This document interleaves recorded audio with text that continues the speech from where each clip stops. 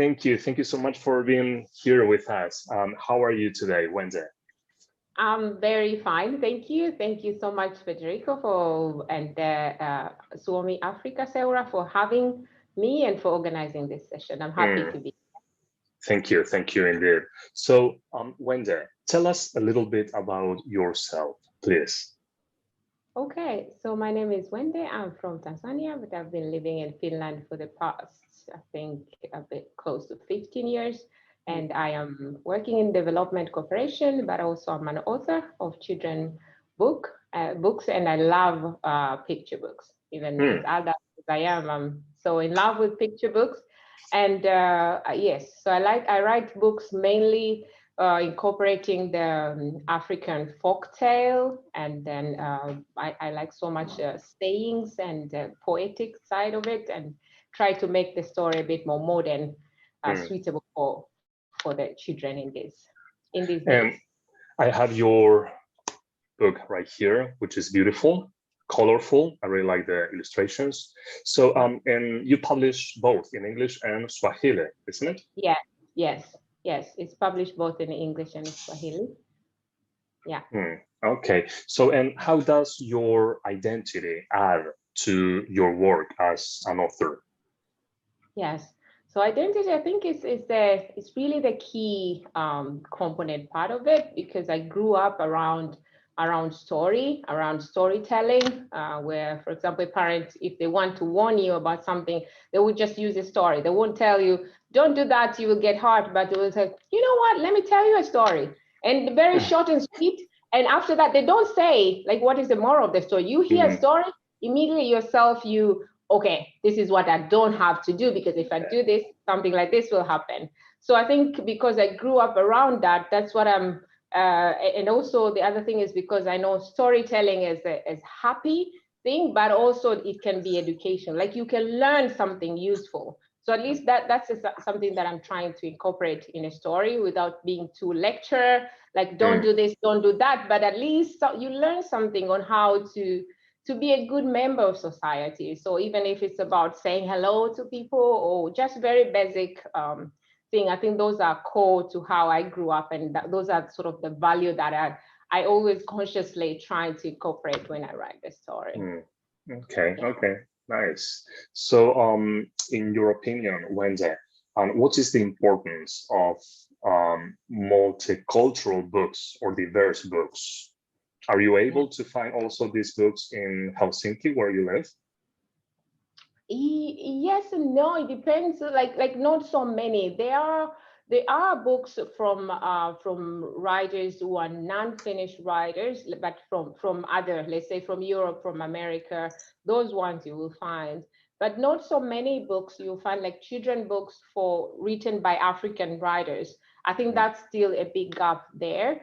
And because, like, even when we say there are some universal themes, so it doesn't matter whether the writer is from here and there, but also there are those, the place where those experiences that they are not able to be shared if they haven't lived those experiences. So I find books, but not as much as I wish to find, especially from that target group. I think majority of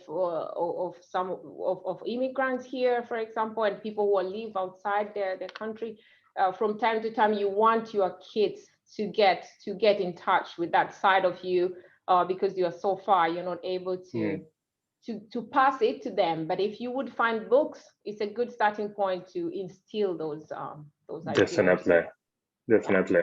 And what is the importance of multicultural books? I think it's very, very important. It's very important to have for kids to see themselves represented in those stories, to see how they look in the characters in the story, to see their stories also captured. Like growing up, I was listening also to a lot of in the Cinderella and all those type of books where, like, you just imagine, even you don't know snow and all these things, they feel like quite far-fetched, and then but so much sometimes you don't hear the story around you. So for multicultural, I think different voices, different characters, different perspectives, those are really, really key, so that somehow it validates, for kids, for example, it validates their experience when they can pick a book and they read somebody who is close to them, or at least they identify some of the value that they also live. So it just, okay, so this is valid somehow quietly. I think it's very, very important to have multicultural. Yeah. So also I wanted to ask you, you have a children's reading group in Finland called Swahili for Kids, don't you? Yes. Yes. Okay. So please go. What prompted you to create such a group? It started when my daughter was very, very young. I was still in maternity leave with her, and I wanted for her to hear more Swahili and more stories. But at that time, I did not yet start writing at that time, but I still loved story all the same. So we started this group where parents with the kids, like Swahili speaking families. And also these days we also have Finnish families who want their kids also to, either they are multicultural family, like one parent is Swahili speaker and another is not. So then also we have that. And it was basically just to read stories in Swahili, learn a word or two, sing, and just being together. And so that group is still ongoing. And are these families only from Tanzania or from different Eastern African countries?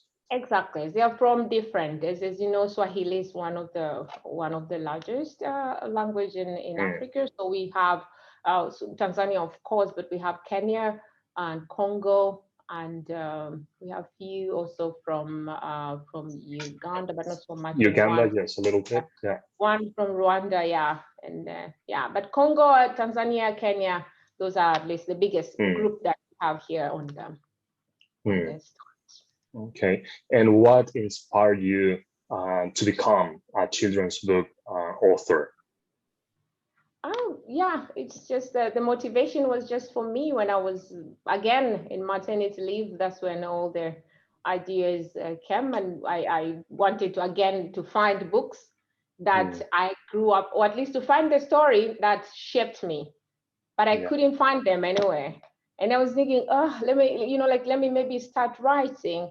And then I started and I couldn't. Then I was, at one point I was like, you know what, I will just write what I remember.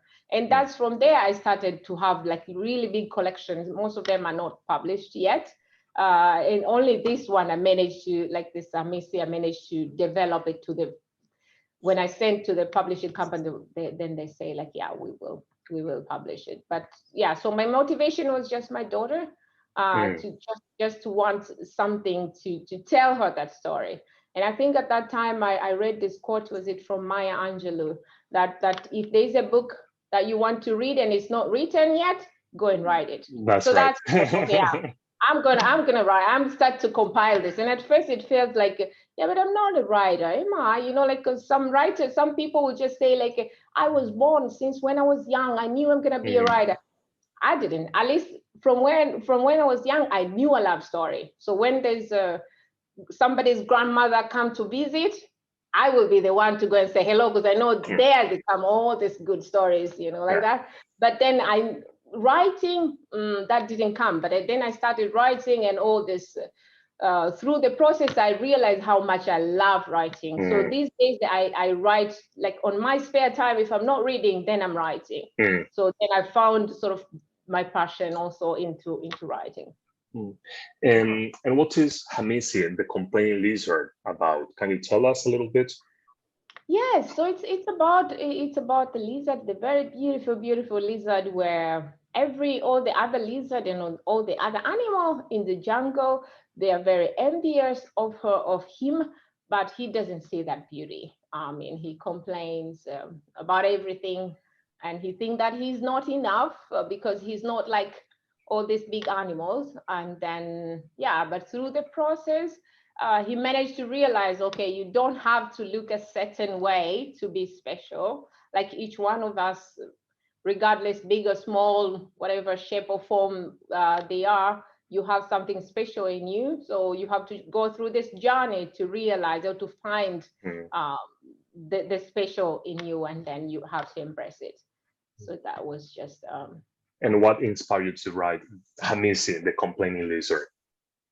it just inspired me to just you know, like sometimes you see exactly also this multicultural setting inspired me also quite a lot, even though this is written about a lizard. But I had this also, the multicultural, and to think that our children are growing up here in Finland, they go to school, they're part of the society, but they don't look like the rest of, probably my daughter will be looking different in the whole class, or my son will be looking different in the whole school, perhaps. You know, but that can be, you know, like they have the beauty in them, but they might not see, you know, and then still question like, yeah, why I don't look like this certain type of way. And I think, yeah, even from experience from friends that you hear, like, yeah, my daughter came from school and complained why my hair is not straight, why my eyes is not blonde, and then you have this conversation at quite early age. So I thought like, okay, there's a need to kind of, yeah, like help kids through story to see that they're beautiful. It doesn't matter like how they look, and or then vice versa also could be true. Like for him, this character was beautiful, but he didn't see it. But also, if you think like vice versa could also be true, that if everybody else think that you're not beautiful, but you are able to recognize that you are beautiful and you have this special quality, and you can do things that you want to do. Because Definitely. And why is a little bit hard sometimes to find writers from, well, actually female writers from Tanzania? That's quite a good question, actually. And I remember I even pondered about that, because you would find books for writers from Zanzibar, which is also part of Tanzania, that island. But from my mainland, not quite a lot of that. And I think I wouldn't say why. They are quite okay. So it will start probably on the supply and demand. Like if you would look at that way, probably there's not so many publishers. There are actually not so many publishers in Tanzania. And then usually, because when I go to Tanzania, the big thing that I do is to yeah, the light goes automatic, sorry. So the big thing that I do when I go to Tanzania is to just go to the bookstore and shop Swahili books as much as I can, and then bring it back to Finland.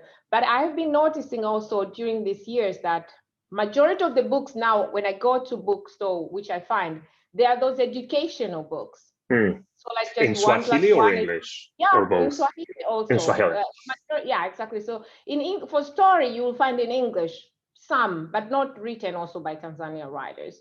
But so that, and then when I complain, or I was asking like, why don't you stock stories? You know, like it's all about school, like mathematics and numbers. What about normal stories which have nothing to do with school? And like, there's no people who are buying it. So also from the publisher, they don't feel that it's a business. I mean, it's something that they can invest. And then also probably they could be a reason also from the writers that they don't, you know, they don't, if you have a story and you bring it to publish, and the publisher, they don't think that this is something I can invest on, because probably the market is not that much. So there you have a barrier already. Somebody wants to write, but then the publisher doesn't think that the market is ready for those type of stories. So they are writers, but they're all writing this ABC or A for Apple, like in Swahili, those type of very educational material. Those one you would find, but not story for the sake of entertainment, and then that can be sold abroad, I think, like to the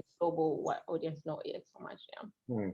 Well, leading this question to the next one, in many multicultural countries or multilingual countries, the language instruction in classrooms is a continuous debate. For instance, in Tanzania, if I'm not mistaken, primary school is instructed in Swahili, isn't it? Yes. Okay, and then it abruptly switches to English in secondary school. So many students find the transition from primary to secondary school difficult for many reasons, including the language transition to English. So in your opinion, how can a linguistic community as yours overcome or sort out this issue? Actually, there is. I'm so happy you brought out that, because there's a discussion about the sort of switching back to English, also to Swahili as a professional language. That discussion is ongoing in Tanzania. Yeah. Because I'm a lawyer, so I follow up also a lot about what's happening in a legal professional. And was it last year they passed a government notice that some of the, like all the legal proceeding, all the situation that happened on the court, not on the lower court. The lower court was already in Swahili, but then the higher court was in English, but those proceeding now should be in Swahili. So the lawyers and the judge, they are also like, okay, now we need to find the right vocabulary, because then if you only primary education, you do Swahili, but as you go up, it's English all the way. So even the right vocabulary to explain to the person, this is your case, or now you're going to jail, like to all those terminologies. But there's quite a lot of that discussion, and also even the school to really focus back to Swahili now. And I think that discussion is happening in several countries. I saw in Zambia, they had the same situation, like going back to the language and taking also English, but not making English as the language. So I hope that will. So linguistics community, I think Swahili as such, there's still a lot of debate to make it like to make it a professional language, because otherwise, like it's professional language if you're talking about poem and all these things, like very softer. But if you're talking about doctor, lawyers, and all this, some of the things, you just have it's English. So that's they get lost. Exactly. So that's where people are trying, like, why can like if you live in a community, you have to find a way to still promote more. And how are they going to solve this issue? So first there were also, so this discussion, and then there were like first the vocabulary. They have to expand now the vocabulary. Some of the words they didn't even have. And even myself, I was looking at the vocabulary, I was like, okay, is that a word? Because Swahili, even though it's still a like old language, but still it's growing quite a lot. Like even I'm hearing some of the word, I'm like, is that the word? And like, so new words that coming. So they are looking at the vocabulary, how to improve that, and then also to translate some of the court process, that some of the instruction. But that will take years, honestly, because one of the things, like in Tanzania, we use this common law. So there's the law that is which is done by parliament. But also then there are those case laws. So that if something was done in another country, like this Commonwealth, like let's say UK was decided this way, you can use that as a basis for decision. Like if similar situation, you can use that to decide the same. So all those cases and everything, they're all in English. So like the translation is ongoing and trying to get those vocabularies. Some are more pessimistic that this will not happen, other thing that will happen. So it's still, I hope that they will find a middle way, because I think that Swahili needs to get the place it deserves. I mean, you live yes, of course. In Finland, you see how they're using their own language to do everything, and then like speaking English is not the measure of how smart or how stupid you are. Whereas when you go to some countries, also, I mean, in Tanzania, somehow, like if you speak good English, okay, then you are smart, you get the job. And if you're somehow struggling with language, well, no, so. Okay, good. Thank you. Thanks a lot. And how would you like teachers to use, Hamishi the complaining lizard in their classrooms? Imagine you have a Muzungu teacher, a white teacher, different, from this story. So what would be your recommendation?